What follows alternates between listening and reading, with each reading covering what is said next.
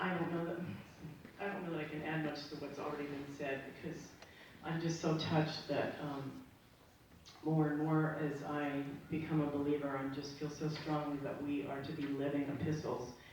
So I was very touched by one of the verses that apparently was one of Roger's favorite, because we are to embody Christ so that people will sense him even in our presence.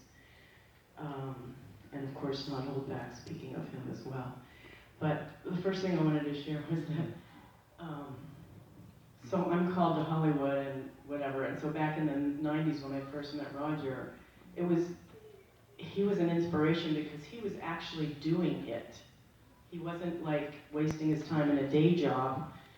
Not that there's anything wrong with that, but when we're called to do something, we need to be focused on that. And so he was doing it, and so the Lord provided for him. And I want to encourage people in this room who know others. I wasn't going to talk about Hollywood the whole time, but apparently I am. Called to Hollywood because that is where that touches. I have done ministry in third world countries. I have been in Manila in a garbage dump, a village in a garbage dump, a literal garbage dump, and they have corrugated steel that's, well, about the size apparently of Roger's apartment. And the whole family will live in there. They have nothing, but they have a TV set. And I have not yet been to Africa, but I hear they have cell phones. So Hollywood reaches where we cannot reach. And I just feel very strongly to say this in honor of Roger and of course of the Lord that, pray for Hollywood, but that anybody that has a call from the Lord to step out, now is the time to step out. I mean, it's past the time to step out, but now is really the time to step out and focus, and the provision will come. That is what I've been told my whole, after years floundering, my whole future is laid out and so forth. So I'm stepping out, and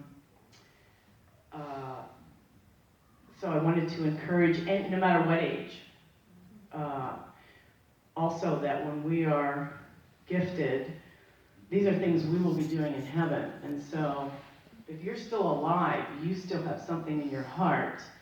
It is of the Lord, and don't waste any time. Mm-hmm. You can still do it. Sometimes I get a little exasperated, like we're always talking about the children or the young adults. It is. God is really moving now, and He's gonna be using them, and we need to pour into them as fathers and mothers.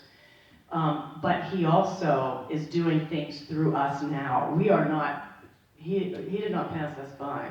I wasn't going to, but I had a burning bush experience of the Lord 3.5 years ago, and He is using everything that you have ever walked through to do what you are called to do now. This is a Kairos moment for all of us, and I just find myself saying this to people lately.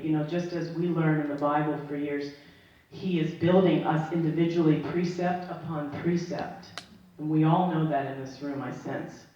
I believe very strongly He's doing that with the body at large now. Precept upon precept. I know for me, I am hyper aware of the season I'm in what I'm supposed to focus on each year and so forth. This year it's, but anyway.